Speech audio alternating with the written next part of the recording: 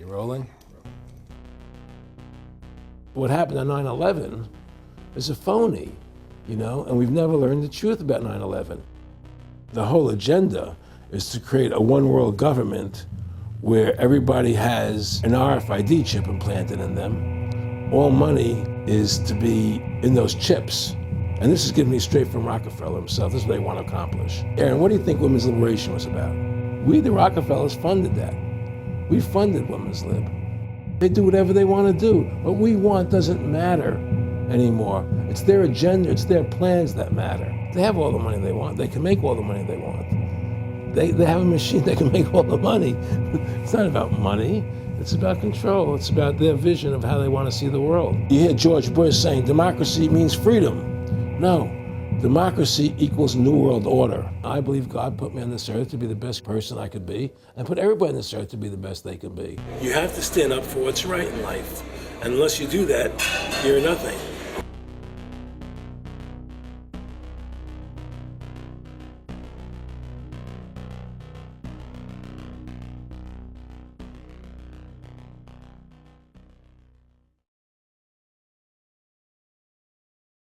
Award-winning filmmaker turned freedom fighter, Erin Russo was an amazing individual. He'd been battling cancer for more than 3.5 years when he began making America Freedom to Fascism, that he shot, directed, edited, pretty much on his own with just the help of a few people. An amazing individual. A long life of award-winning films, of hard work, and for standing up for the Bill of Rights and Constitution. When we first went and shot this interview, I put it out on the web for free. But parts of it have never been seen. So here today, you're going to have a chance to see the in-depth interview, the final interview with Erin Russo. But his important work lives on. He made one of the definitive films exposing the elite that control this nation and the world, the private Federal Reserve. And the information he put out 2 years ago rings more true today than ever. And his film, America Freedom to Fascism, and Mad as Hell, and the other great works he did just continue like ripples in a pond to light bushfires in the minds of men and women everywhere. So this film is dedicated to the one, the only, Erin Russo. You rolling? I'm honored to be interviewed by Alex Jones, a truth seeker, fighting for justice in America. Alex charming me. It's getting me all smiling. Erin, when did you start to think something was wrong in the world, or start to find out about the whole banking cartel and the Federal Reserve System, but the New World Order? Well, that was a progression of events. I've always been a very independent person, always believed in individuality, and that we were put on this earth to be unique individuals to fulfill our God-given potential. And that the only way to fulfill your potential is to be free, to find out who you are, and to make your errors, to make mistakes. And as I grew up, I began to realize more and more the government was inhibiting me in things that I wanted to do. And what happened, I was very successful in the ladies' lingerie business. I worked for my dad. He had a small undergarment business, and I created the first ladies' bikini panties back in 1963, actually. And then I opened up a nightclub in Chicago called the Electric Theater that opened up the day Martin Luther King was assassinated. All right, and so the city of Chicago was in flames the day my club opened, and nobody came out to the club. And well, what happened was that that was the year of the Democratic Convention in Chicago in '68. And so my club became a hangout for the hippies, and because they wanted to go to Chicago and protest what was going on. And I was having a concert at my club one night to raise money. And the police raided the nightclub, my club, for no reason at all. And I was standing outside in my office overlooking the street, and I saw all these paddy wagons pulling up in front of my club. And I was a 24-year-old kid. I had no experience at all, really. So what are these paddy wagons doing here? And then I saw all these cops getting out of the paddy wagons coming into my club. I said, oh my God, they're raiding me. And so I ran down to the stage, and I got on the stage, and I stopped the band from playing. And I said to the people in the audience, we're being raided, so sit down on the floor, cooperate, and pull out your identification and cooperate with the police. And as I said that, two of the cops from behind threw me onto the floor and grabbed me and started dragging me out of the club. I'm going, you know, victory, victory. You know, I'm playing it for all it was worth at the time. I was a kid, and then I saw the fire department there, and the fire department was dumping garbage cans, the garbage all over the floor. And I thought to myself, well, why are they doing that? You know, very quickly as they were dragging me out, and I didn't quite understand it. So they threw me into the paddy wagon. As I got into the paddy wagon, one of the cops grabbed my testicles from behind and squeezed, and I went into the paddy wagon in gigantic pain. And the next person that came into the paddy wagon, the cop, as he was stepping in, the cops took the billy club, smashed him on the head with it, and just split his skull, you know, for no reason. I mean, there was nothing wrong. So that was kind of your wake-up. That was my awakening. It's like, what is going on? I thought this was America. So I initially blamed it on Chicago and made a daily thing. It was Chicago. And anyway, it was the headlines of the newspapers the next day. You know, there was my picture in the newspapers, the headlines, electric theater short-circuited, it was raided. And in the article, they went ahead and they said that the reason they raided the club was because the fire department came there and saw it was messy, full of garbage, and the hippies started attacking them, which was totally not true. Those dirty hippies? It was totally false. You know, it was a complete fabrication. So they ran a false flag on you. They framed you. Yeah, of course. You know, and I was in shock. I said, people lie like that? People actually do these things? I couldn't believe it. You know, it was an awakening to me. And I went on television, I told people on television that they lied. Nobody cared. Nobody cared what the truth was. You know, it was shocking to me. And then a week or 2 weeks later, I forget exactly what it was, two cops come to see me, a lieutenant and a sergeant, a captain and a sergeant. And they said, Mr. Russo, we're sorry if you got hurt that night at the club in the raid, but we're here to tell you that if you want to keep the club open, it's going to take $2,000 a month, and we're going to come see you once a month, and whenever we have to raid you, we're going to call you, you know, and we'll let you know we're going to come in tonight and raid you. This was mafia. Well, the police mafia, you know, and actually, it was actually more interesting than that. They said, listen, there's the A plan, there's the B plan, and there's the super deluxe plan, and this one, of course, each one will cost you that much money a month. Which one do you want? What was the super deluxe? That's the one I took. That was a $2,000 a month plan. And I took that plan, and I paid them $2,000 a month, and they left me alone. And whenever they were going to raid the club, they would come there, we're going to have a phony raid tonight, you know, just to look good for the people in the neighborhood, you know. So that was your first big education? That was my education into corruption in government, you know, but I really thought that was basically Chicago. I didn't realize it was the whole country was like that. And so that was my wake-up call, that people lie and cheat and steal. And I thought everybody was always honest and nice and decent. And I had no idea about any of these things. Well, what happened with me was that they finally, one day they came to me and they said, look, we can't take your money anymore. I said, why, what's up? What's going on? They said, we have to close your club. There's elections coming, and the aldermen in the neighborhood don't want you open anymore. So we can't take your money.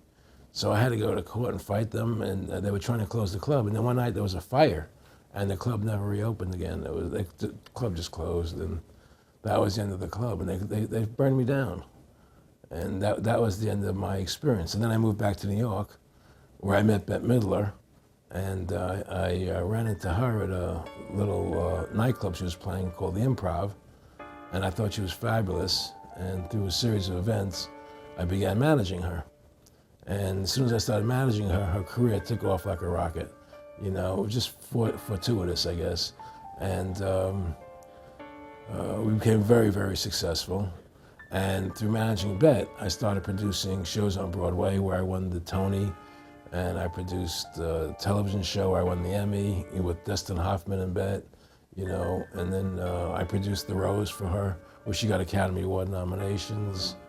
And then that led me to producing Trading Places, which everybody knows. You know, I think it's the best Eddie Murphy movie. Well, it's a good one. I don't know if it's the best, but it's a really good one. And I'm very proud I made that movie. And so in my mind, I feel as if I've made a classic comedy in Trading Places. a classic musical in The Rose, and a classic documentary in Freedom to Fascism. You know, so I'm very proud of my work that I've done as a filmmaker. Erin, why do you do this? What's the philosophy of your life? What do you think life's all about? I think the importance of life is to like yourself. If you don't like yourself, nothing means anything. To like yourself means you have to respect yourself. To respect yourself means you have to take actions that you respect if somebody else did them. And what's the point of living if you don't like who you are? You can have all the money in the world, and if you look in the mirror and you don't like what you see there, what's the point of it? So to me, the most important thing is that I like who I am, and that I take actions that I would respect if somebody else did them. That you live a life of character, honesty, truthfulness, and I believe that a person has the ability to mold their character like a sculptor can mold a piece of clay. You know, there's no saying that a leopard never changes its spots. I don't believe that. I believe people have the total ability to mold their character into what they choose to be in their life, what their ideals are. And that's what I try to do with my life. I am not the same person today I was as I was 30 years ago. I've changed a lot because I wanted to be something better than what I was before. And my philosophy is that you have to like yourself, you have to be a decent person with character and integrity and honor. And that's what's important. Back in the late 80s, I was a pretty big silver trader and gold trader. And I don't think I've ever told this story on tape before. I was a pretty big silver and gold trader. And I always paid my taxes. And I took what was a legal tax deduction on my silver trades. And a few years later, I think it was 88 or 89 or something, the IRS claimed that what I did, and other people did as well, was now illegal. We couldn't do it anymore. But they made it retroactive. I said, what do you mean retroactive? It was legal then. I did what was legal. I said, yeah, but now we're making it illegal retroactively. And that's not good. So you owe us $600,000 or $800,000. For what? It was legal. How could you make something retroactive? Change the law backwards in time. It makes no sense. Well, we're doing it. And so everybody said they can't do that. So we went to court, a class action lawsuit. And the judge agreed with the IRS and said they could do it retroactively. And that's when I knew that there was something wrong in America with the IRS and the system here. You know, Erin, you were telling me this story last night, and before you even finished saying, in the late 80s, the tax law, I said retroactive. And I knew that because they literally ruined my dad, but he paid. He didn't know. He still thought this was America. And it was legal tax law, what you're supposed to do. They said retroactively you owe, and with not just retroactive, but they said you also have penalties and interest. That's right. So how do you have penalties and interest on something when they retroactively change the law? Well, first of all, they can't retroactively. How can you do anything retroactively? Penalties and interest are a farce. The whole thing, because they do whatever they want to do. And that's when I realized America is not America. It's not the land that I was taught it was. Because they can do whatever they wish to do. And there's nothing the citizen can do about it. Now, you've made America Freedom to Fascism. I want to walk through that film, and I want to encourage everybody out there to get a copy of it on DVD. It was also in theaters around the country, and I think the best film out there on the Federal Reserve and the IRS and the whole banker scam, and I want to discuss that with you here. But I wanted to go back a little bit to the point that we discussed last night, where you don't advise people to not pay. And I do the same thing. People say, well, wait, you're saying it's a scam, but you're saying go ahead and pay it. And I like the way you summed it up. Well, it's really fairly simple. I mean, since making that movie, you know, many people come to me and ask me whether they should pay their income taxes or not, you know, and I never advise people not to pay. And the reason I tell them, I say, look, I've done a lot of research. The Supreme Court has ruled that the IRS has no authority. The 16th Amendment did not give the IRS the authority to tax your labor and your wages. That's a fact. All right, the Supreme Court is the law of the land, you know, and the IRS does not trump the Supreme Court. However, that being the case, the fact is, if the mafia would come to you and say, we want $2,000 a month or we're going to hurt you, I would not advise you not to pay them, because you may get hurt by not paying them. Whether it's legal or not doesn't necessarily matter. You're going to get hurt if you don't. It's the same thing with the IRS. They can hurt you. They can put you in jail. They can torture you. So if you don't pay them, you may get hurt. So I never advise people not to pay. You know, I tell people, yeah, pay your taxes. Look what happened to Congressman Hansen. Yeah, Congressman Hansen's a great example. Pay your taxes. But you know what? Shut down the Federal Reserve System, and eventually you won't have to pay those taxes anymore. See, the IRS is a symptom of the problem. The real problem is the banking industry and the bankers in this country. That's where the real problem lies. That's the root of our problem. Well, that's why we've lost America, okay? So yeah, pay your taxes, because if you don't pay them, you might get hurt. And I've heard all the arguments, you know, what tax protesters say and so on and so forth. And I don't call them tax protesters. I call them the tax honesty movement, because they're being honest, you know, at least. But the fact of the matter is, you're being forced, you're being compelled to pay it because you're facing jail sentences, you're facing time, you're facing corruption of the courts if you don't pay, right? And so you pay it, because you just like you'd pay the mafia. But with the mafia, at least you have the government to call and try and help you to get past the mafia, to protect you. Here you have nobody to protect you. The American people are living in a matrix.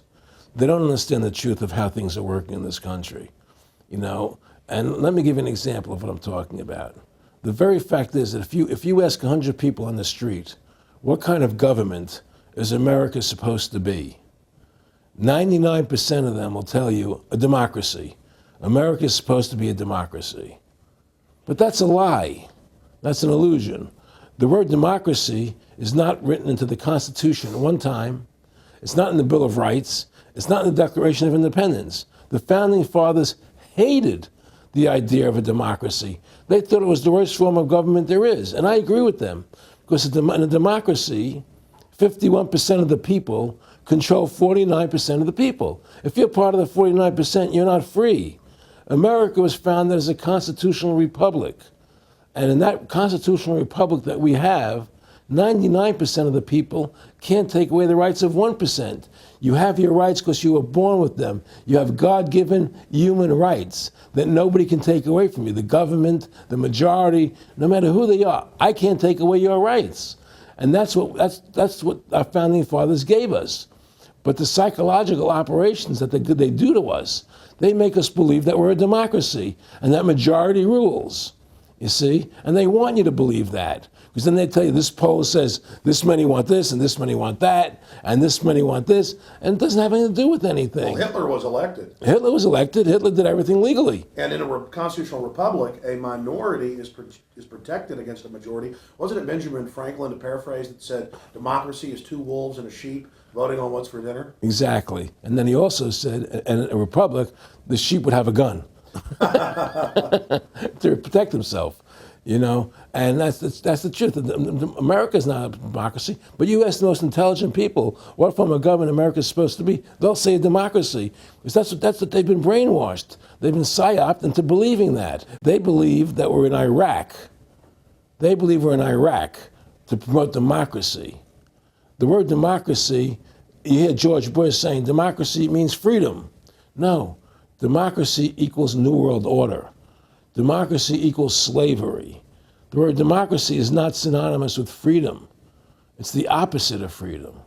Democracy is the worst form of government you can have because it's majority rule. And the government can tell you exactly what they want to tell you to do because the majority wants it. I don't care what the majority wants.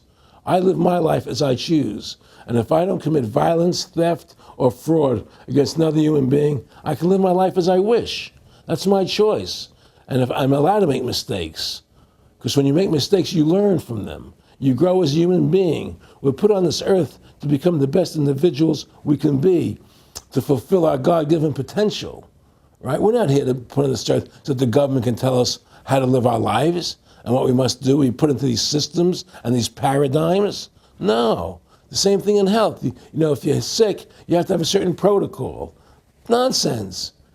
You know, be individuals, think for yourself, have critical thinking, you know? And so what's happened is that because they've taught everybody that we're a democracy, which is not true, now, so then in 1913, they bring the Federal Reserve System into being, right? And now you have this Federal Reserve System, which then in 1913 got the right to create money for the government.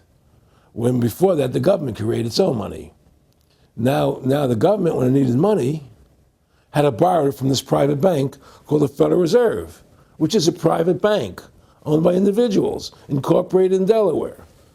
And so what happens is now the government borrows money from them to fund the government. Then the government says, well, we have to pay these people interest. How are we going to pay them interest? Let's impose a tax on the labor of the American people, which never existed before, to pay the interest to the bankers. In fact, in 1980, Ronald Reagan said not one red cent of your income tax money goes to run the country. It all goes to the Federal Reserve. Well, it was the Grace Commission report that said that not one nickel goes to the infrastructure of the country. And I guess Reagan quoted that. Then, right. And so, but the point I'm trying to make is that by creating this Federal Reserve System, the government now became dependent on these private banks for money. And they started taxing us, you see. And so now what happens is that in 35, I believe it was, Social Security started. And they gave you Social Security cards, said not to be used for identification, the Social Security number right on the card, right? And through Social Security, they started deducting money out of your paycheck. That was the first time they were ever could take money out of your paycheck, because people agreed to it because they thought it was going to their retirement fund. And so then when they instituted the income tax again, they started taking money out of your paycheck because Social Security could do it. And then they could do it again. You see what I'm saying? And so now they've even taken control of the tax payment itself. I mean, literally like you're a slave. They're Right. taking it right there when you make it. Exactly. They don't even trust the public enough to go Send them and a pay it check. themselves, you know? Right. So they take it out automatically because they know people aren't going to want to pay it. So what's happened is that through the implementation of the Federal Reserve System, the government has become vested in these bankers, and they get their money from the bankers. And so then they impose a tax on us, which makes us more slaves, makes it more difficult for us to survive, right? Giving them more profits. And now what's happened is that through the Federal Reserve System, the bankers have pretty much taken control of our government. It doesn't matter Republican and Democrat anymore, because they're both the same. Neither one of them are talking about shutting down the Federal Reserve System or stopping the payment of taxes, or any of the big issues that face Americans, right? So I had a friend, Nick Rockefeller, okay, who was one of the Rockefeller family, and he, when I was running for governor in Nevada, he came to me, introduced himself to me through an attorney, and we became friends. We started talking about things, and I learned an awful lot from Mr. Rockefeller. And one of the things that we used to talk about was the ultimate plan of the banking industry, what they wanted to accomplish. And the goals of the banking industry, not just the Federal Reserve System, but the private banks in Germany and England, all over Italy, all over the world, they all work together. They're all central banks, and they're all part of the Communist Manifesto. Central banking is one of the major planks of the Communist Manifesto. We talk about America being a capitalistic country, but yet at the same time we have a central bank that plans everything for us, right? And the graduated income tax is another plank of the Communist Manifesto, right? So right there you have two major planks of the Communist Manifesto that have been brought in because of the Federal Reserve System, okay? So the ultimate goal that these people have in mind is the goal to create a one world government run by the banking industry, run by the bankers, and they're doing it in sections. The European currency, the euro, and the European Constitution is one part of it.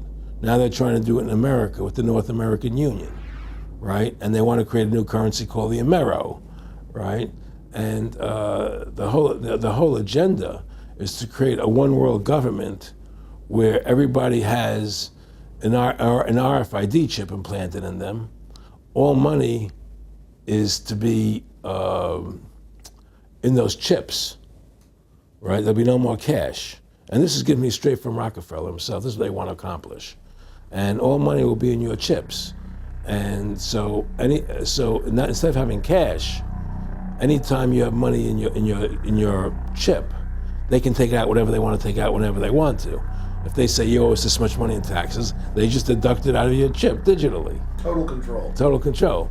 And if you're like me or you, and you're protesting what they're doing, they can just turn off your chip. And you have nothing. You can't buy food.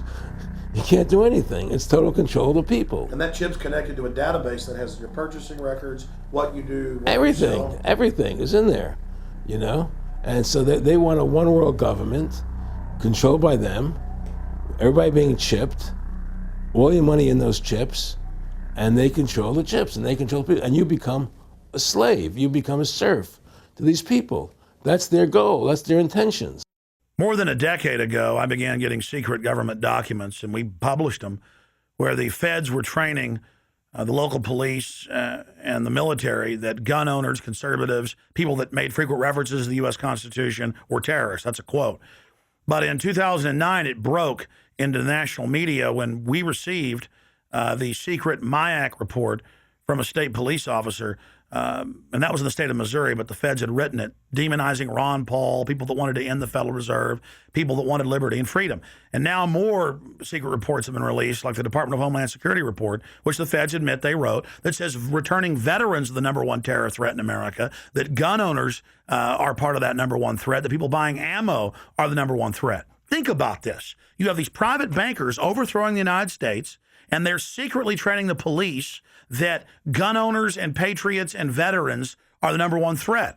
So they're saying the American people that follow the Constitution and Bill of Rights that'll actually stand up against this tyranny are terrorists, because they are the terrorists. They are the criminals coming in with a corporate takeover, a hijacking of the nation. Eric, can you be specific about when you met Rockefeller, how it happened in these discussions? I met Rockefeller through a female attorney I knew who called me up one day and said, one of the Rockefellers would like to meet you. I had made a video called Mad as Hell, and he'd seen the video and wanted to meet me and knew I was running for governor of Nevada. So sure, I'd love to meet him. And I met him and I liked him, and he was a very, very smart man. And we used to talk and share ideas and thoughts. And he's the one who told me 11 months before 9/11 ever happened that there was going to be an event. Never told him what the event was going to be, but there was going to be an event, and out of that event, we were going to invade Afghanistan to run pipelines from the Caspian Sea. We were going to invade Iraq, you know, to take over the oil fields, establish a base in the Middle East, and make it all part of the New World Order. And we'd go after Chavez in Venezuela. And sure enough, later 9/11 happened, and I remember he was telling me how how you're gonna see soldiers looking in caves for people in Afghanistan and Pakistan and all these places, and there's gonna be this war on terror, which is no real enemy, and the whole thing is a giant hoax, you know, but it's a way for the government to take over the American people. He told you it was going to be a hoax. Oh yeah, oh yeah, there's no question. He says, there's gonna be war on terror, and he's just laughing. There's no, who are we fighting? I mean, why do you think 9/11 happened, and then nothing's happened since then? Do you think that our security is so great here that these people who pulled off 9/11, who were able to, can't knock down another plane? Come on, it's ridiculous. 9/11 was done by people in our own government and our own banking system to perpetuate the fear of the American people into subordinating themselves to anything the government wants them to do. That's what it's about, and to create this war, this endless war on terror. And that's why and that was the first lie. And the next lie was going into Iraq, you know, to get Saddam Hussein out with his weapons of mass destruction. That was the next lie. Now, specifically, this was a little over 6 years ago. This was 11 months before 9/11. Yeah. And Nick Rockefeller, who's a lawyer, he's become your friend over the previous years, and he's saying to you that there's going to be this big event, and then out of that we're going to have a war on terror, and it's just going to go on and on. Right, an endless war on terror without any real enemy. That you can never define a winner. And did he say that it's going to be perfect because you can't define an enemy? It just goes on and Yeah, on? because you can't define a winner. There's no one to beat, so it goes on and on forever. and they can do whatever they want. They scare the hell out of the American public. Look, this whole war on terror is a fraud. It's a farce. It's very difficult to say it out loud because people are intimidated against saying it. Because if you say it, they want to make you into a nutcase. But the truth has to come out. That's why I'm doing this interview. The fact of the matter happens to be that the whole war on terror is a fraud. It's a farce. Yeah, there's a war going on in Iraq because we invaded Iraq. And people over there fighting, you know. But the war on terror, it's a joke, you know. And until we discover what really happened on 9/11 and who was responsible for 9/11, because that's where the war on terror emanates from. That's where it comes from. It was 9/11 that allowed this war on terror to begin. And until we get to the bottom root of 9/11, the truth of 9/11, we'll never know about the war on terror. Erin, you said that he was, and I think it's important, and I know this about the Rockefellers from Dr. Dennis Cuddy and many others who literally, you'll be 20 years old in a lunch line at college, and no, there's David Rockefeller. And here's here, I mean, they're experts at recruiting and getting what they call players, and that clearly he was, I mean, I want to make it specific and just get you to reiterate what you said last night about you got 30% of the vote, you were having an effect, you made mad as hell, they knew that you'd started the Constitution Party, they knew that you were somebody who was taking action and getting things done, you'd already made some big films, had a lot of other successes, right. So they were trying to recruit you, and didn't it come down to the point of, hey, we are here to recruit you, and don't worry, your chip's going to say, don't mess with us, you know, this guy's don't touch. Yeah, yes, that did happen. I was definitely being recruited, but it's more subtle than that. Well, in your words, just go through the process, and then what he said. Well, what it is remember we were friends, and we used to go to my house a lot. We'd have dinner, we'd talk, and he'd tell me about business investments, how you get involved in, you know, or they would help me with this business investment or that business investment. And was I interested in joining the Council on Foreign Relations? You know, I would have to get a letter to join them, but was I interested in that? And, you know, just stuff, you know, leading you on. And I used to say to him that I never really did that because that wasn't where I was coming from. You know, as much as I like you, Nick, you know, your ways and my ways, we're on the opposite side of the fence. You know, I don't believe in enslaving people, you know, and he would come back with, oh, I do? Or? Well, it would be more like, you know. It's better for them. Well, it's more like, you know, how do I put it? It was like, what do you care about them? What do you care about those people? What difference does it make to you? Take care of your own life. Do the best you can for you and your family. What do the rest of the people mean to you? They don't mean anything to you. They're just serfs. They're just people. You know, it was just a lack of caring, you know, and that's just not who I was. It was just sort of like cold, you know. It was just like cold, you know. And I used to say to him, what's the point of all this? You have all the money in the world you need. You have all the power you need. What's the point? You know, what's the end goal? And he said the end goal is to get everybody chipped, to control the whole society. To have the bankers, the elite people, you know, the bankers and some governor controlling the world. And I said, all the people in the Council on Foreign Relations believe this way you do? He said, no. You know, most of them believe they're doing the right thing. A lot of them believe it's better off being socialistic. You know, we have to convince people that socialism is really capitalism. Because America's becoming a socialist country. It's a communist country today.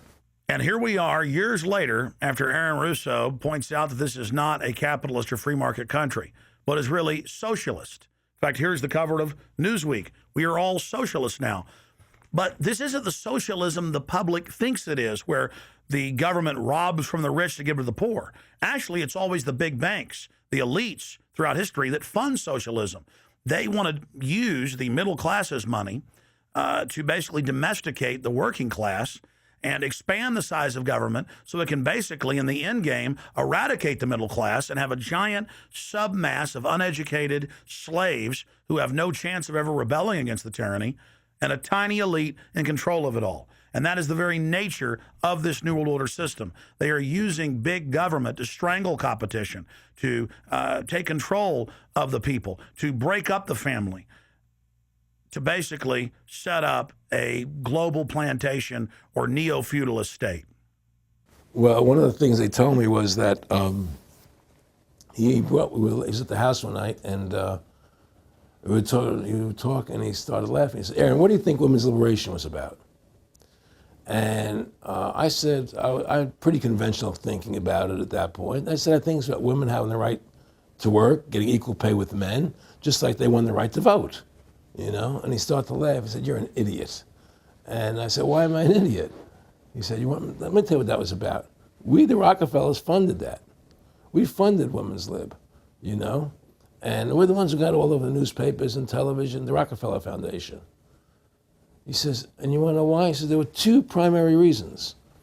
And they were, one reason was we couldn't tax half the population before women's lib. And the second reason was, now we get the kids in school at an early age. We can indoctrinate the kids how to think. It breaks up their family.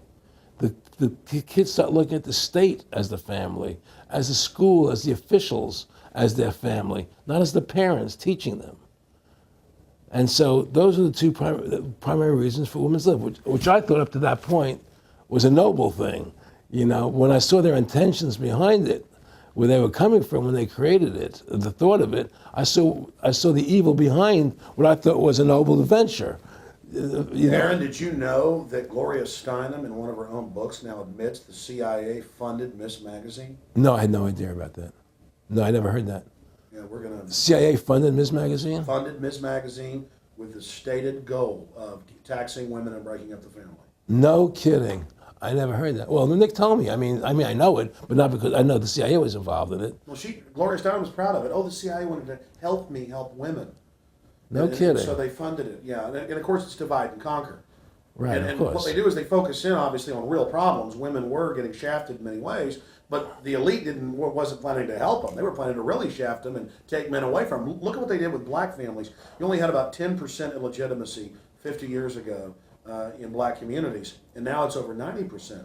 And look at welfare. You were going to give you some money, but you can't have a man in the house. Right. And so that was further to degrade the family. Totally destroyed. And now illegitimacy is over 50% in the general population. Right. Well, see, the whole thing is these people control the money, so they make all the rules. You understand? And they put whatever rules they want into effect. And the truth is, America has really become a socialist, communistic country. And everybody says it's a capitalistic country. It's not a capitalistic country. You know, how can it be capitalistic when you have a central bank? That's the first. It can't be. You know, It's a planned economy. It's a planned economy. It's a phony. If they want to create prosperity, they just print dollars. They just make dollars or put digits into the economy, and then now you have prosperity. You don't have real prosperity. You don't have real manufacturing. You just have money being injected in. It's an infusion of credit, which only makes the government go into more debt. Into more debt. The Federal Reserve is poison to our country. Of course it is. It's poison. Whoever makes the money makes the rules. Rothschild said that, and they make the money. Why are we allowing these private bankers to make the money for our country? It makes no sense. Why are we paying interest to these banks to make money for us when the government can do it itself without paying interest and without all that debt? There's no answer to that question, and it's the question no politician will raise. Everybody talks about America's debt, how much debt we're in. We're in debt because we have to borrow money. But we don't have to borrow money. They designed it so we go into debt. Exactly. We can create the money and back it by gold so they can't create too much of it. So you don't have the inflation. And do what the founding fathers gave us. But instead, the bankers make the money, they control the government, they buy the politicians, they tell us who gets into office. You have computer voting, that's a fraud. They do whatever they want to do to us. They do whatever they want to do to us, and it has to stop.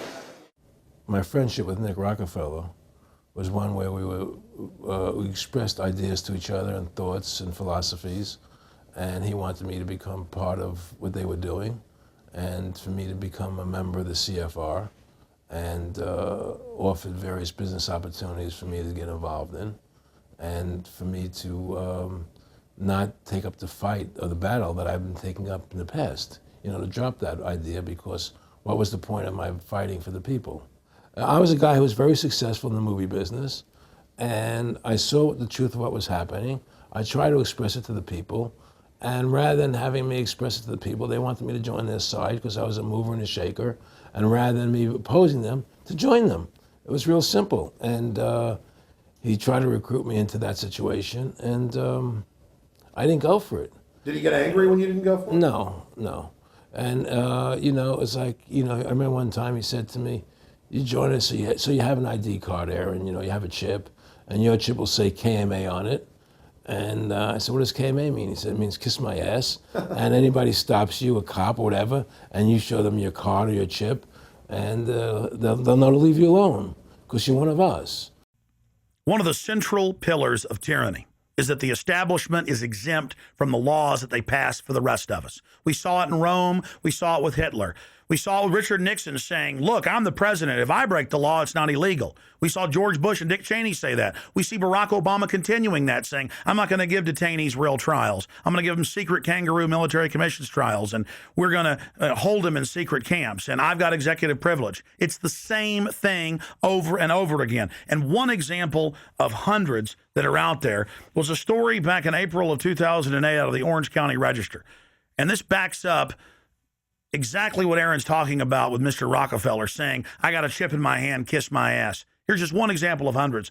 Special license plates shield officials from traffic tickets. And it goes on to say that 996,000 plus vehicles in California are exempt from no insurance, reckless driving, speeding, running through toll booths, running red lights, on and on and on. And who is it? It's state employees. It's federal employees that can go and get exempt. It's police. It's government bureaucrats above the very laws they try to enforce on us. This is tyranny. And so literally all over the nation, they've tried to pass it in Texas but failed. They want it where the police are above the law, where the government officials are above the law, where they have immunity, where they can't be prosecuted for crimes. Congress exempts itself from most of the tax laws and other laws that they put on the rest of us. They're exempt from Social Security, and they get a pension that pays out on average 5 times what citizens get. Again, it's already happening. So the chip in the hand and saying they're above the law under the guise of national security, that's what the 1947 National Security Act and now this whole Homeland Security system is all about. Why are you fighting for the people for? What is that about?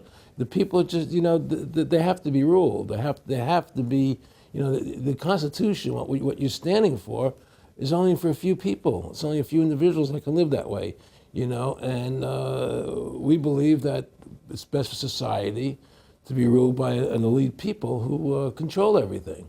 And I said, I don't believe that. I believe God put me on this earth to be the best person I could be, and put everybody on this earth to be the best they can be, not to be a slave and a sheep to you and these people. And I don't understand why you want to control everything. What is the need for that? And I asked them, do all the people in the Council of Foreign Relations feel the same way you feel? He said, no, a lot of them think they're doing the right thing. They think that socialism is the best way to go. They think that, that they're doing the right thing. But the people at the top, they all know the truth of what's happening. And that's what it is. So it's compartmentalized within the elite structure as well. Of course it is. Of course it is. I mean, all the people that are in the CFR, was that 2,000-3,000 people? I forget like Dan Rather. They don't know what's going on. They join the CFR because it's prestigious. They think it's good for business. It's good for this. They don't know what's really happening. The evil that comes out of it, that's emanating out of it. And to me, the biggest evil is what's happening right now, because what happened on 9/11 is a phony, and we've never learned the truth about 9/11. That's the question I wanted to follow up on. He tells you 11 months before there's going to be an event, all this is going to happen. What did you think on the morning of 9/11? Where were you, and did you think about Nick Rockefeller and what he had told you when you saw those towers fall? No, I was actually in Tahiti when 9/11 happened, and I got a call from my son. And my son said, the Twin Towers, they were just attacked, and they were falling down or something. So what are you talking? I was in Tahiti, I was asleep. And he says, yeah, they were hit by a plane, da, da, da, da. And so where I lived, where I was in Tahiti, there was no television, so I had to run the other side of the island to a hotel where they had, and it was all on television, you know, and that's when I first saw the stuff on TV about it. And I didn't immediately equate it to Nick, you know, but when I realized that we were going to go into Afghanistan, Iraq, and as that developed, I realized what it was. How could there be a war on terror and actually say that we're having a war against terrorism and leave the borders wide open? If you were the President of the United States, or I were the President of the United States, and 9/11 really happened the way they want us to believe it happened, the first thing you would do is shut down the borders so people couldn't get in the country to harm you. But they left the borders wide open because the bankers want the borders open because they want a one-world government. They want a North American Union. They don't want borders here. The 9/11 was only a manifestation. It was done to create a fear in the American public, right? So that we will obey what they want us to do. And take Richard Reed, the shoe bomber. Here's a guy who was 6'6", ugly as could be. I heard he smelled. Okay, he sits in coach on a plane, lighting matches to put his shoe on fire, surrounded by people. It's idiotic. If you were going to blow up a plane, you go into the bathroom, you close the door, and you put your shoe on fire. You're not going to sit there surrounded by people lighting matches on a no-smoking flight. They want you to believe this nonsense. It's ridiculous. 7/7's come out now, and the majority of the British people think it's an inside job, and all the evidence points towards it being an inside job. Yeah, I mean, what happened in London? Yes. All this is nonsense. It's just keep people in fear. It's this endless war on terrorism that doesn't really exist, so people will submit to whatever the government wants them to submit to. Searches, check your shoes, have ID cards, put chips in you, you know, where you become servants to the elite. That's what this is all about, you know?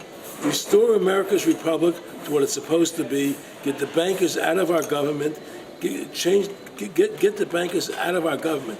Government should stop borrowing money from the banks. Government should make its own money, restore the republic, individual freedoms. That's what this country's about. And until we do that, we're gonna be slaves. I mean, to me, I see people like Bill O'Reilly on television, right? And I see how much they control the media.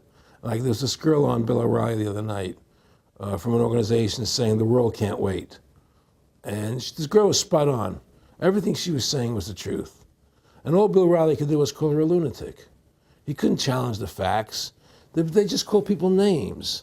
They can't, and until we just find that, look, this world, we're heading into a world of danger, possible nuclear wars, you know, because the banking industry is trying to take over the world. 9/11 is the beginning of the war on terror. That war on terror is leading us into Iraq, which is the next lie. So you had the lie of 9/11, how that happened. Nobody knows how Building 7 came down. Okay, we know 9/11 was a fraud. The American people don't know it, but more and more of them are believing it. Okay, so that was the first lie. Besides the inception, I'm not going back to the inception of the Federal Reserve, that original lie. But 9/11 was the first lie in this present state we're in. 9/11 is the kickoff of the war against the American people and the people of the world. 9/11 was a phony. It's a fraud. It didn't happen the way they told us it happened. Now, because of 9/11, we then had the authority to go into Afghanistan and Iraq. Iraq didn't have weapons of mass destruction. Okay, so that was the next lie. Now they're talking about going into Iran. Now, how would you feel if you were Iran and you had this big, powerful country, America, go into your next door neighbor, take over their oil fields, right? Wouldn't you be worried that what they were going to do to you? Of course you're going to be worried. But the people of America don't think about it from Iran's point of view. They think about it from our point of view. So now we're going to send more troops into Iraq and keep building up because they want Iraq and the Middle East to become part of the New World Order. And Iraq was using, Saddam wanted to start using euros instead of dollars, right? He was messing up their whole consumption. Iran wants to start using euros instead of dollars. They have. Okay? So I'm saying what they're trying to do is preserve their power. And one lie leads to the next lie, leads to the next lie. And until you get to the root cause of 9/11, which is supposedly the war on terror, we'll never solve our problems here. Should we send more troops into Iraq? Should we not send more troops into Iraq? Well, the truth is, The fact is that it all goes back to this war on terror. Where did 9/11 come from? That's the root cause of everything. And until we have a full investigation, find out why Building 7 fell down, why they shipped all the steel out of America so quickly, from the buildings, why all the things that don't make any sense about 9/11, until we find out why it really happened, we'll never understand why there's a war on terror. And we'll never be able to prove that the war on terror is a phony. Nick and I discussed many things. One of the things we discussed, or he brought up in conversation, was reducing world population, and felt that there were too many people in the world. In a way, I agree, there are too many people in the world, but I don't think I have the authority to say who's going to die and who's not going to die, But they felt that they wanted to reduce world population, and he felt that it should be reduced by half. He even mentioned to me once they were having a real problem trying to solve the Israel-Palestinian problem. And he talked to me once about they were playing with the idea of bringing Israel to Arizona, and taking all the people from Israel and giving everybody $1 million and setting up Israel in the state of Arizona. Unbelievable. Just to end that problem, because that's a problem that they're not in charge of, in a sense. They're not controlling that problem. They're very arrogant. They can do whatever they want to do. We've given these people the authority to create money out of thin air, and through that device, they control everything. And if you want to win the battle to stop that, you have to deny them the ability to create money. It's only because they can make money that they have all this power. They literally have the money machines. They have the money machines. They can print it. They can do whatever they want to do. They own everything. Aaron, we take over pretty quick. If we were the guys that issued the money, everybody had to come give us real assets for the use of this money we just printed up. People. I tell people, why in the world does the American government borrow money from the banks when they have the ability to create it themselves without borrowing it and paying interest on it? Why? And nobody can answer that question. Not one politician ever raises that. Why does the American government borrow money when they can create it without paying interest? Well, we did create it up until 1913. And so people say, well, because if the American government does it, it'll create inflation. That's the answer. I say, well, let's look at it. The American government has the Federal Reserve do it, which creates the same inflation as if they did it. But also with the inflation, now you're getting massive debt. So with the Federal Reserve, you have inflation and debt. Now, if the American government made the money, backed by gold, which limited the amount they could make, you wouldn't have debt and you wouldn't have inflation.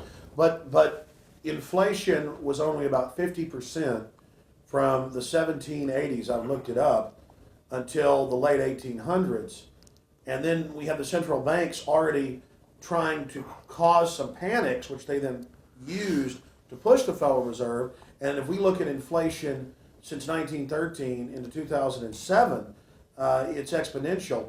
In fact, $1 is worth about 2 pennies to what it was worth in 1913.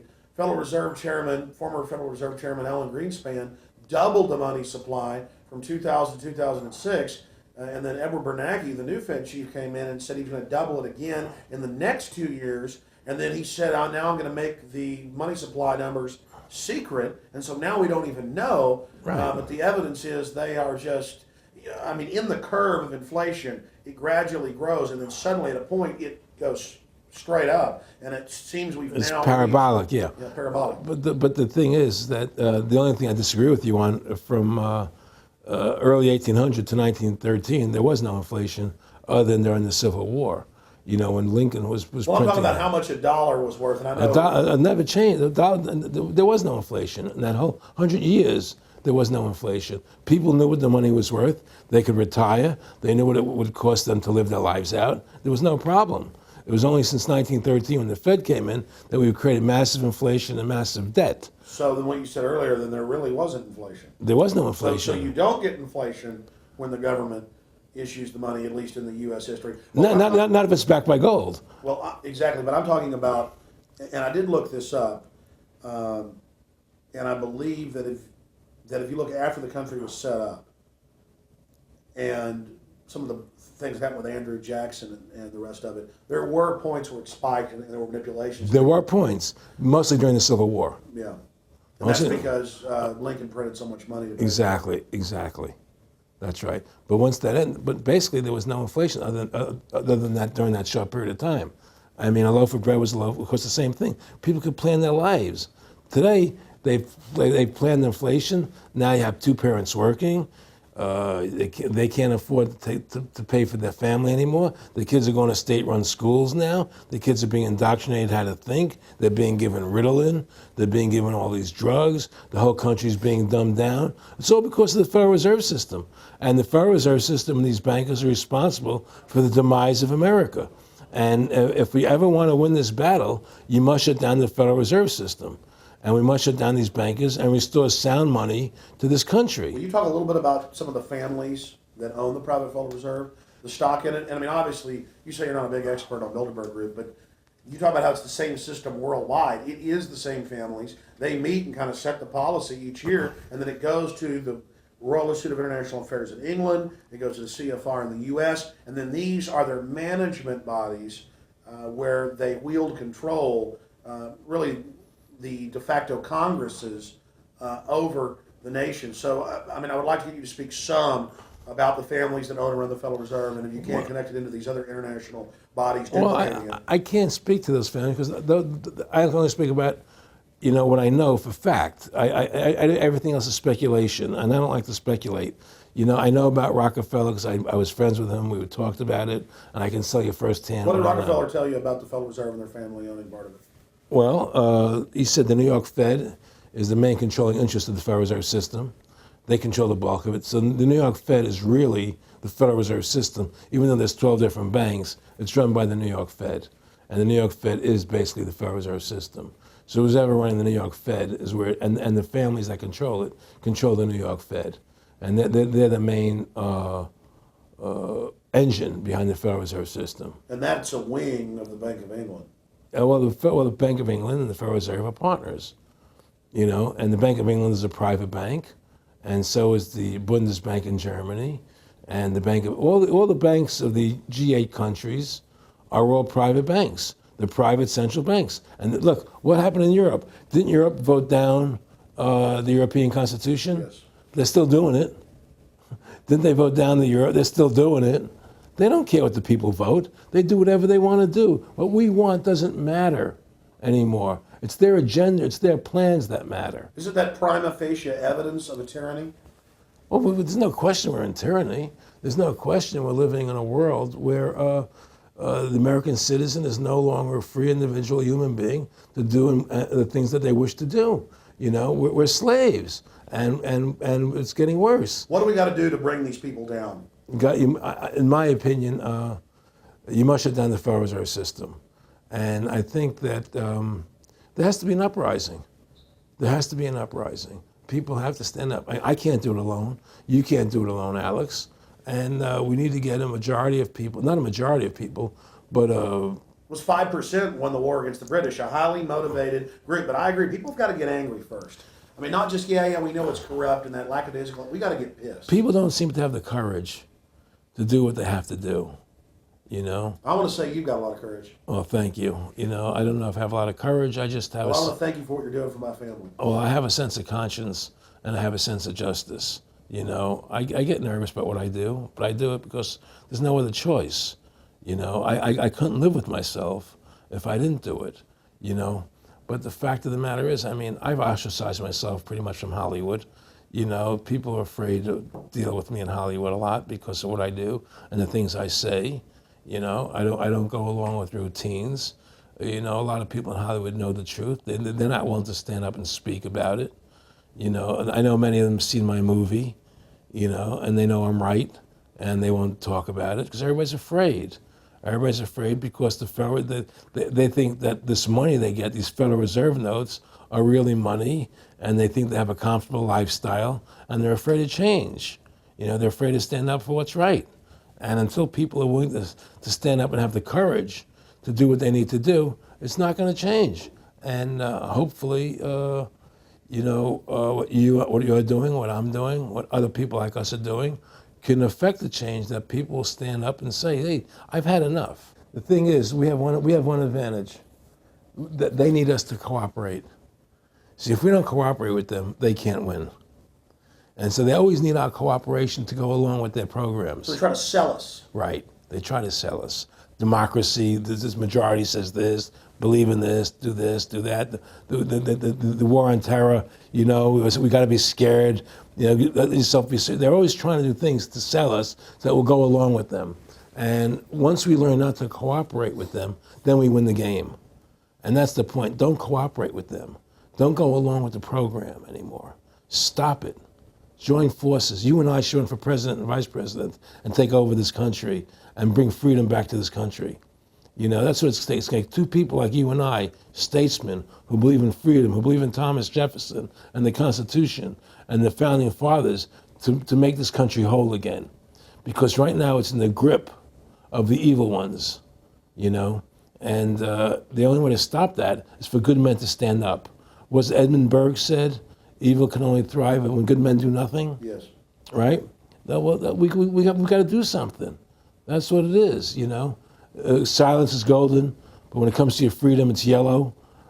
We have to stop being scared. We have to stand up and do what's necessary to stop these bankers, these elite, this government full of lies, congressmen full of liars, people destroying our borders, creating a government. I mean, imagine this.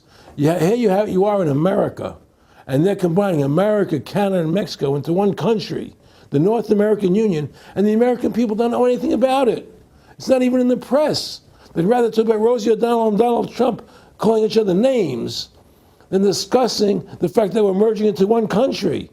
The press doesn't even report it. Or that Paris Hilton doesn't wear underwear. Yeah, Britney Spears. But I mean, who cares? I mean, the fact of the matter happens to be that tells you how controlled the media is. Here you are combining America, Canada, and Mexico into one country, and you don't see it in the press. Unless maybe it's Lou Dobbs. You don't see it in the press. You just don't see it. It should be the top story everywhere. Everywhere, and not a word about it, really. Why? That tells you there's the evidence that it's controlled. They don't want the American people to know what's going on. That's why they don't protect our borders. That's why we're losing our Constitution, the very document that secures our freedoms. There is a rising tide against it. There is a rising tide, but we have to mobilize. We have to mobilize. And we have to get all the good people in this country to stand together and say, I'm not going to take it anymore. Well, I think if you analyze the situation, and if you realize that since the Federal Reserve has come into being in 1913, illegally, without a constitutional amendment, by bribing a few senators during Christmas vacation, they turned over the most important power that the American government has, the creation and issuance of money, to a private bank. Through that private bank issuing money, they have destroyed this country. They have destroyed the purchasing power of the money in this country. They've created social programs that are destroying this country. Thanks to the work of Erin Russo and Ron Paul and many others, folks are starting to find out who the real enemy is. Offshore private banking corporations that have engaged in a hostile corporate takeover of the United States and almost every other nation on the planet. And the private Federal Reserve is their beachhead here in the United States. Ron Paul has introduced H.R. 1207 that at time of taping has over 87 sponsors just to audit the private Federal Reserve that arrogantly says it's above all U.S. laws and above all three branches of government and that no law enforcement can investigate them. I mean, how asinine is that? How above the law is that? How ridiculous is that? Everybody else gets audited. Nobody else is above the law but them, this group of plutocrats, this group of polycentric bankers that are setting up this neo-feudal world system. Now, they've taken over our government, both Republicans and Democrats. There's no difference anymore between the two parties. They control both parties. It doesn't matter to them which one wins, because who's ever running for president will be someone they anoint, okay? Whether it's Hillary Clinton or John McCain running for president next year, they're going to be people that are going to do what they want them to do. And the fact of the matter happens to be that you can't win an election unless you have enough money to win. They make sure who gets the money. The most important point is they control both parties. And the public continues to only focus in on the distraction of the left puppet and the right puppet instead of looking at the puppet masters. In fact, more and more of this is coming out. Top Senate Democrats, bankers own the U.S. Congress. Senator Dick Durbin on Chicago radio station last week blurted out an obvious truth about Congress. This is from Salon, that despite being blindly obvious, it is rarely spoken. And, quote, the banks, hard to believe in a time when we're facing a banking crisis, that many of the banks created are still the most powerful lobby on Capitol Hill. And frankly, they own the place. So there is one of the most powerful Democrats in the country, top Senate Democrat, saying bankers own the U.S. Congress. It's true. Let's admit it. Let's stop debating the two puppets they put out in front of us, the liberal puppet, the conservative puppet, and then every time we wake up to one of the puppets, they just replace it with another puppet. Let's look past the puppets to the puppet master above them that's controlling the puppets. That's all Erin Russo and myself and Ron Paul and so many other people are saying. Let's get back to a culture of liberty versus tyranny, not this left-right diversion. You know, when folks are sick of Obama in 4 to 8 years, they're going to put a Republican in, and they'll put out different rhetoric, but carry out the same operation. Because as the top Senate Democrats said, the bankers own the place, even though they engineered the crisis. And make no mistake, they did engineer it by design. Their own documents, their own IMF and World Bank documents admit that. And out of this crisis, they're setting up the new Bank of the World, according to Time Magazine and Newsweek and the Wall Street Journal and just hundreds of publications with headlines like, and now for world government, in the Financial Times of London. They create the crisis and then say, okay, our Ponzi scheme's falling apart and bankrupting you. Give us $12.8 trillion in the first 6 months of the banker bailout. And now they say, we'll set up a Bank of the World you pay your carbon taxes to, and private bankers will rule your life, and we'll pay private greenhouse gas carbon taxes to two firms owned by Al Gore, and this is publicly admitted. I mean, this is how bad the scamming is getting. And we've got to wake up. We've got to say no. We've got to get angry and get in the face of the New World Order. Again, the private offshore bankers own America. They own both parties, but they get you in a rah-rah, Coke versus Pepsi, Redskins versus Cowboys, fight. And you get in this little political fight as followers instead of looking past that to the actual global elite and what they're setting up. So through these bankers attempting to taking over America, knowing that America was the freest nation in the world, it was necessary for them to take over America, take away our gun rights of freedom to bear arms, and create a country where we become slaves. Because once they take over America, the rest of the world becomes a lot easier for them. And so, by creating 9/11, an event to terrify the American people that were being attacked by terrorists, you create a world where there's an enemy that can never be pinpointed. You can never win the battle. It's a 100-year war. It's a never-ending war on terrorism, right? So you're always fighting this war. And through the war on terrorism, which is the 9/11, which is the first lie, then you create the war on terrorism, which is the next lie. Then you create the war in Iraq for weapons of mass destruction, which is the next lie.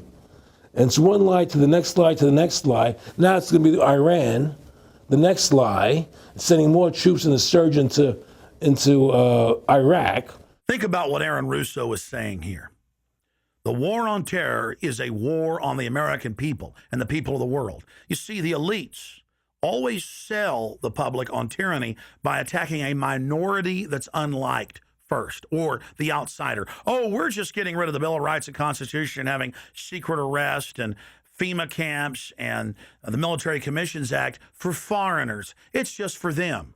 And now the federal government has been caught saying that gun owners, conservatives, people buying ammunition, they've been caught saying that returning veterans are the #1 threat to Homeland Security. And in a way, that's true. People that know about the Bill of Rights and Constitution and know that our country is being taken over and hijacked by foreign banks, I guess they are the threat to the criminals that have done this. That's all the New World Order is a private corporate takeover of the nation states, of the governments of the world. And then these private corporations bring in a tyrannical form of neo-feudalism that they call corporatism or fascism. Mussolini said that fascism should properly be called corporatism. And that's what it is. And they create the socialism to get control of the wealth and to control society. And then they pipe the profits to themselves. So they socialize the general public to get control of us, but it's private above us. It's basically just slavery.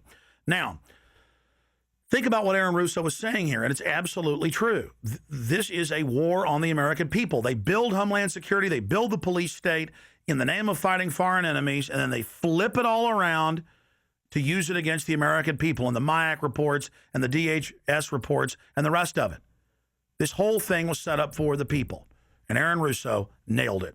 It's just one thing leading to the other. And it's always with the event, it's always in the point of taking over more countries, more dominance, you know, making sure the American dollar, making sure the G8 stays in control of everything. And what they want to do is to control the American people, control the people of the world, put RFID chips in everybody, so everybody's a slave to these central banks. Did you ever talk to Nick Rockefeller after he told you all this and then 9/11 took place? No. But he did. He told me that you're going to see men running around caves looking for Osama bin Laden. You know, you're going to see men looking for, you know, these guys, and they're going to be, you know. He told you it was all going to be bull. It's a phony. The whole thing is a fake. It's a fraud. Was he laughing, or was he just coldly saying this? No, it's more laughing, cynical, laughing. You know, it's more like, look how stupid everybody is. Look how stupid everybody. We can do whatever we want to do. Well, it is ridiculous. It's like with Al-Zakari.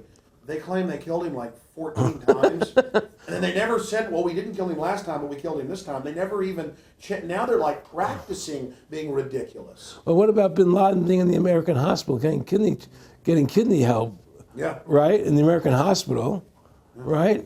They could, if they wanted Osama bin Laden, they could have gotten him. Oh, yeah. He was right in the American, after the coal. Well, every time our troops really would keep catching Taliban leaders, they would be ordered by the generals to let them go. That's come out in the newspapers, but only here or there.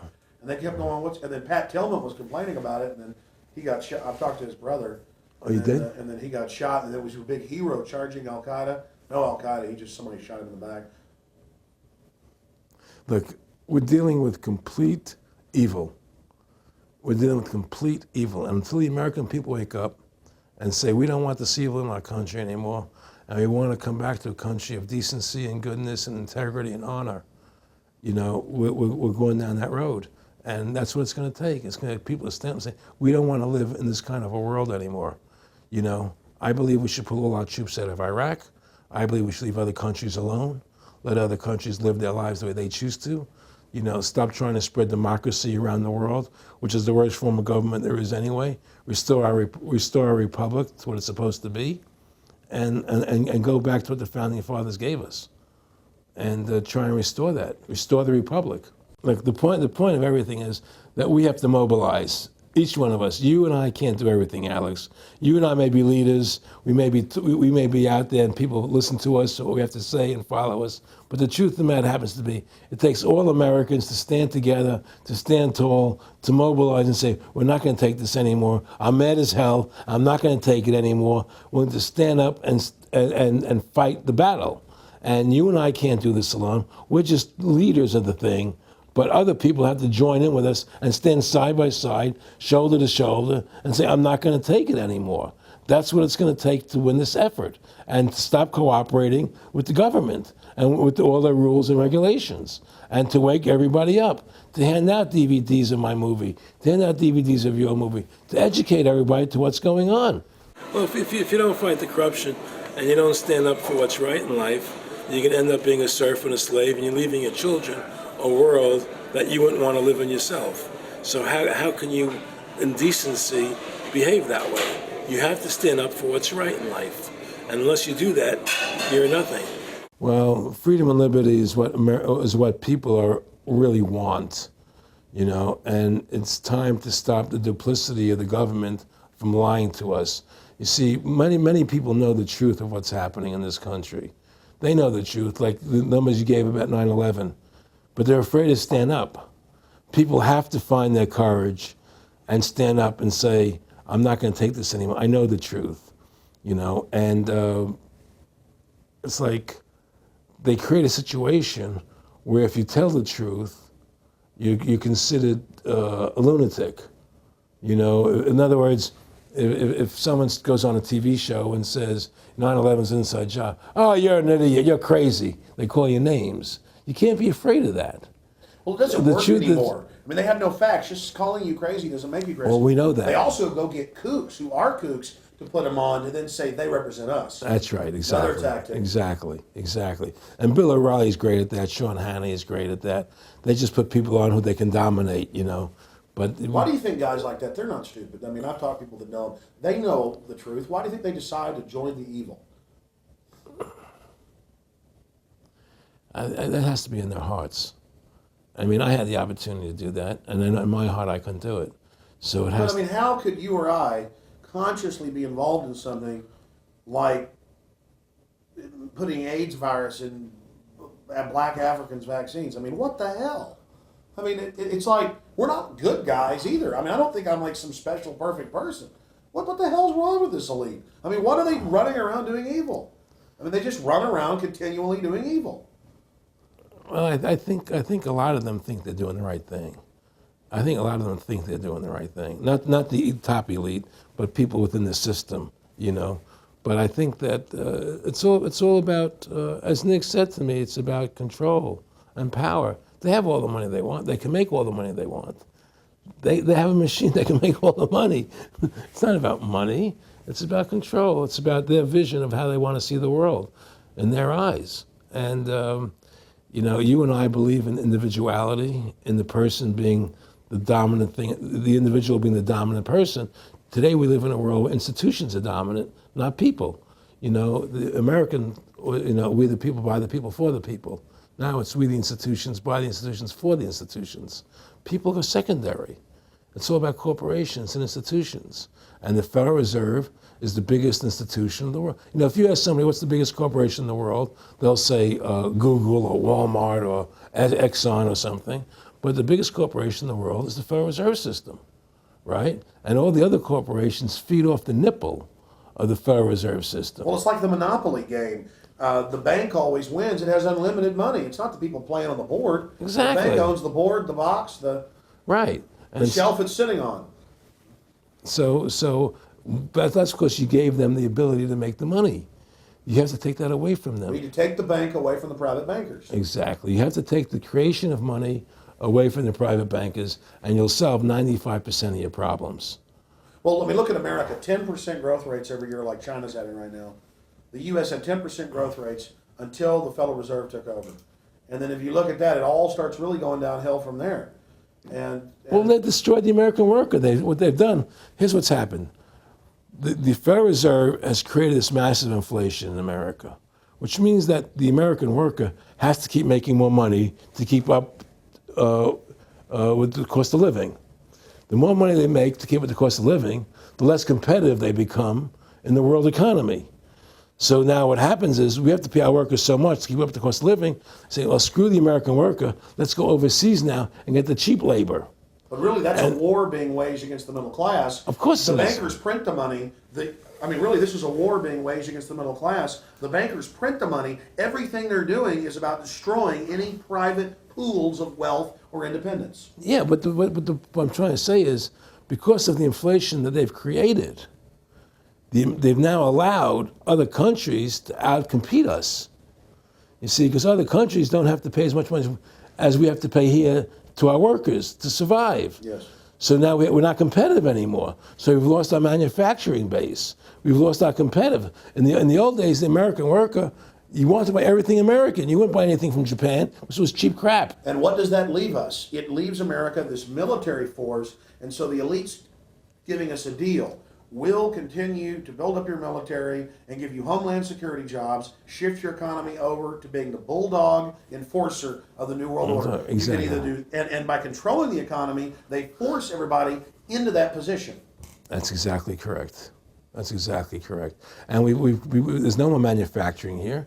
We're a service economy. We do nothing. We provide nothing. We provide nothing to the rest of the world anymore. Well, first of all, Freedom to Fascism is a movie that everybody should see, because we show the fraud of the income tax. We show how judges put people in jail for no reason.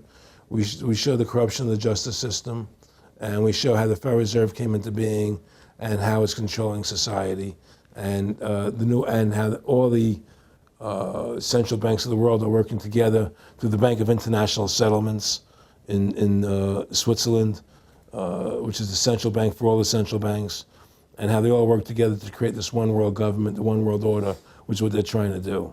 So Freedom to Fascism is a movie just to get you a good basic education about how the world is really working. And I really want everybody to see that movie, critical. In terms of the CFR, in terms of compartmentalization, I mean, there are many good people, I believe, that are part of these organizations who don't even understand what the organization's really about. People like when I was in Germany doing cancer treatment, there was a gentleman there who was visiting a friend of his who had cancer. And he was a member of the CFR. And we were talking. And I showed him the movie. He said, "Oh my God, I'm going to resign. I had no idea this was what the CFR was about." He had no idea. He was just a nice guy who thought he was in this prestigious organization. Yeah, a lot of it's about getting good people, and so you can watch them. Keep your friends close, your enemies close. Well, no, it wasn't even that. It was, well, a lot of people join the CFR because they think it's a prestigious organization. It'll help them in business, make good business contacts. They didn't have an understanding that the CFR is really about world domination, about how they and the Trilateral Commission, the Bilderbergers, all work together, with the banks to control the people. They don't. A lot of them don't understand that. They don't see the big picture. Oh, it's CFR. It's a prestigious organization. I'll meet this one. I'll meet that one. I can do good business deals out of it. It's just business to them. The CFR wants to get the people in there that have influence and power, and so they're part of that. So they're not opposing them, It's like the whole country today is becoming the haves and have-nots. You're getting the very, very wealthy. The middle class is being destroyed, and you're getting the poor people. Isn't this just a slick mafia that took over and uses fancy PR? Well, you can call it mafia, you call it whatever you want, but it's definitely a criminal organization. There's no question about it. But it's a criminal organization that has prestige, that appears to have what's the word I'm looking for? Class, style. It's like, respected. It's respected. People don't look at it as being a criminal organization. That's what a great job they've done. People look at Alan Greenspan as being a hero. The maestro. What do you think happened with him in the late '60s? He wrote a big section, a chapter for Ayn Rand in a book, and he talked about how horrible the Federal Reserve was. We needed a gold standard. Now the bankers are robbing us. And then they literally came and said, "Oh, and you see somebody who made a deal with Beelzebub." Well, exactly. You make a deal with the devil. I mean, it gave him a chance to be one of the most powerful men on the earth, and it gave him a chance to accomplish things he never thought he would accomplish in his life other than that. And it's very seductive. It's a very attractive perfume. I mean, I was attracted when they came to me and spoke to me about it. I thought about it. I was attracted to it, They asked me if I wanted to open up these nightclubs, open up a chain of Baywatch nightclubs, and we'll do this thing, we'll do that, and we can do this. All these things were proposed to me, business ventures. But you know what it is? It was your nature, though. It's the way you are. You couldn't take the deal. Well, I can't do that to people. I just can't be in a position where I can do that to other people. I have a conscience, and my conscience would not permit me to do that. People say I'm very courageous. I don't think I'm courageous. I think I have a conscience, and my conscience doesn't allow me to do that to people. It makes me feel sick. I just don't believe in it. No, I agree. When I do bad things, I feel bad. When I do good things, I feel good. Yeah, exactly. I feel the same way, and I don't know what's going to come out. I don't have that much money, but I've got some money, and it's like, what more do I need? I can go on a trip if I want. I can help pay for my kids to go to school and have my wife, comfortable. How would I go out and screw people so I could have some more junk? Well, money's a funny thing. I was talking to Michael Eisner one day, and I said to Michael, you may have $1 billion, Michael, but they're all dollars. If the dollar goes bad, how much money are you going to have? you know, and that's the thing, you know. You know, everything is denominated in dollars. Everybody thinks in terms of dollars, but the dollar has no value.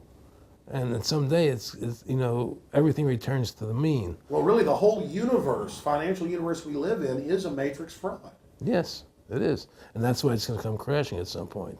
And they're going to try and hold it up as long as they can. I mean, whenever they want to manipulate the markets, they can. If they want to send the price to go down lower, they can.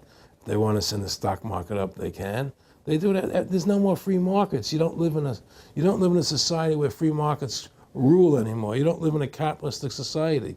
You know? But meanwhile, they say it's capitalistic Right. and free market all day, when really they're waging war financially and politically. Exactly right. Erin Russo, I want to thank you for this interview. Anything else you want to add? No, I'm happy to do it for you. How about your website? My website, freedomtofascism.com. Go over there, take a look at it, you know. But just, folks, you know, all I can say is, you know, take our country back, restore the Constitution. Don't let these bankers do this to us anymore. Stand up, don't be afraid of them, and do what you got to do, you know. And I have plans in the works, and when I get over my problems, you know, we'll reveal them, you know. And Well, I'll be supportive of that. thank you, Alex. And listen, you've done a great job alerting people to the truth. And don't, in other words, don't be afraid to be ridiculed by these people. You know, if 9/11 was a phony, and I know it was, then stand up and say it's a phony. Don't be scared to tell the truth. Don't allow their you know, their powers of trying to make you look silly to frighten you. What do you think of what Charlie Sheen did? I love what Charlie Sheen did. I was so respectful of what he did. I just applauded him. People saw right through that attack. They flipped a light switch when they went after him. Yeah, but they don't. You see, the thing is that more people don't come out and do it. You know, to build that wave. Charlie did it. I'm really proud of the guy. David Lynch did. But the media was smart and didn't bite this time. Right. I mean, a few people have, but they're not picking up on it because they control the media. James Brolin did on The View.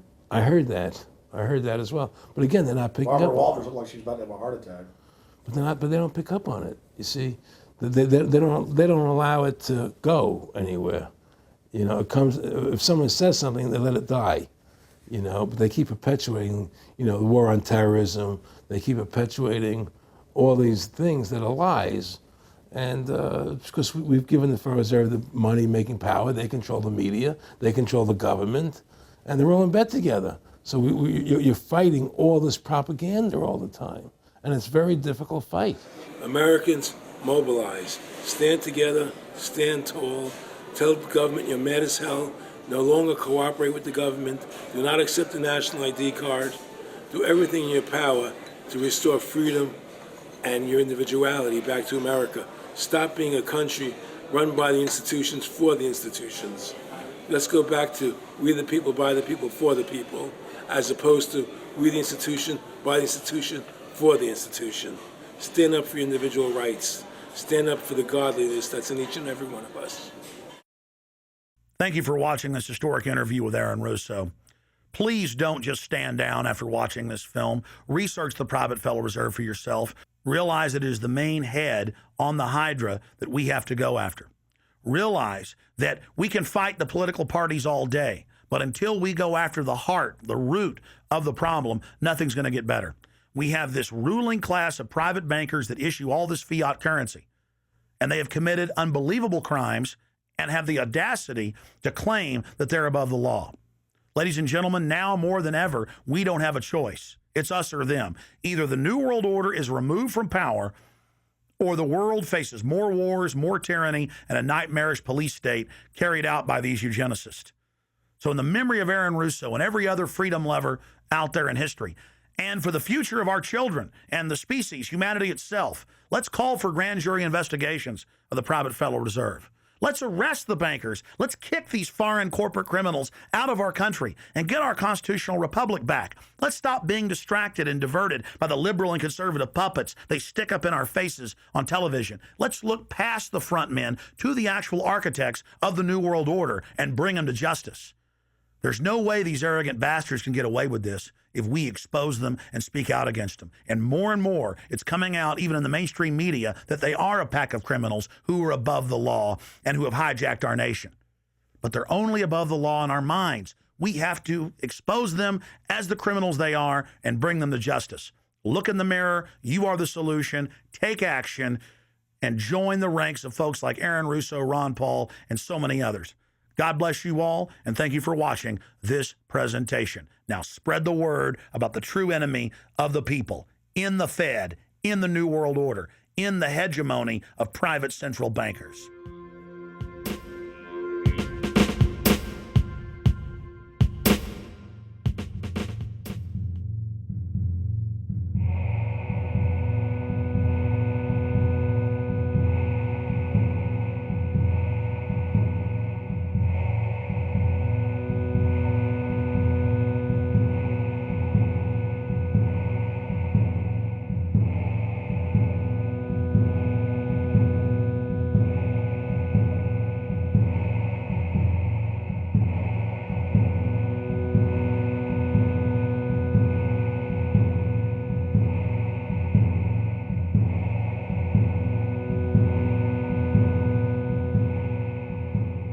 It is a big idea, a new world order. In the near future, Earth is dominated by a powerful world government. It's known as the Bilderberg Group. Could their objective be world domination? For thousands of years, their dark order grew. Now, as they hail the birth of the New World Order, their great dream of exterminating 80% of humanity is at hand.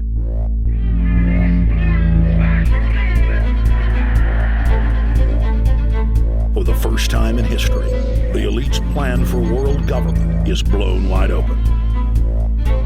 You will learn the secret that drives the entire New World Order agenda. Bilderberg is making great progress toward a world government, and only an educated, informed public can stop them in their tracks. Alex, it's Chalabi, eh? For the first time, all the pieces have been put together. The dots have been connected, and the picture is crystal clear.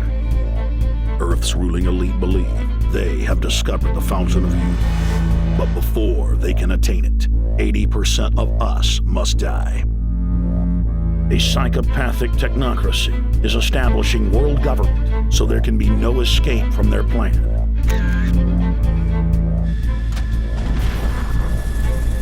The New World Order is the old world order. I mean, it's just the names have changed, the appearances have changed. Most people have no idea. They're not after money. They have all the money they need. They're after power. That's their aphrodisiac. I was pulled out of a plane in Munich. They interrogated me 4 hours. Some shots were fired. I need you to move off the property. Their great dream of exterminating 80% of humanity is at hand. Endgame, blueprint for global enslavement. You have been warned.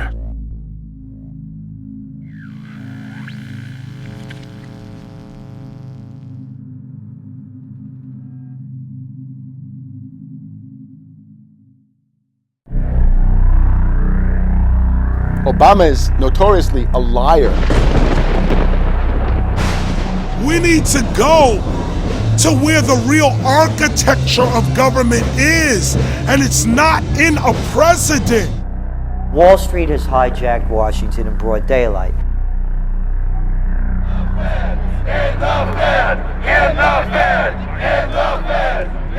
Well, Obama's already fudging. He's fudged since day one in this election. The elite are using Obama to pacify the public so they can usher in the North American Union by stealth, launch a new Cold War, and continue the occupation of Iraq and Afghanistan. The globalists are outside all the nations. That gives them safety, and they play countries off against each other. We've got to give them a stake in creating the kind of world order that I think all of us would like to see. Partnership and cooperation among nations is not a choice. It is the only way. What they're doing is using the existence of the United States to act out their Wall Street fantasies of world domination and maintaining their capital structures and maintaining their system of looting. The fight that this country has been waging since its inception is for the central bankers not to take over the country. President Barack Obama is only the tool of a larger agenda. Senator Obama had a desire to do some meetings. Others had a desire to meet with him tonight in a private way, and that's what we're doing. Presidential candidate Barack Obama was publicly criticizing the North American Free Trade Agreement in a bid for votes, but privately telling Canadian officials not to worry about it. If you talk to our generals, they are desperate for is a civilian counterpart to our military force. What do you call this thing where you get this false sense of gratification, but because a black man is in office, everything's gonna be all right? No, everything's not gonna be all right. So I know how unpopular it is to be seen as helping banks right now, especially when everyone is suffering in part from their bad decisions. I promise you, I get it. The Obama deception. The truth strikes back. Get your copy of The Obama Deception today at Infowars.com or download it in super high quality at Prison Planet.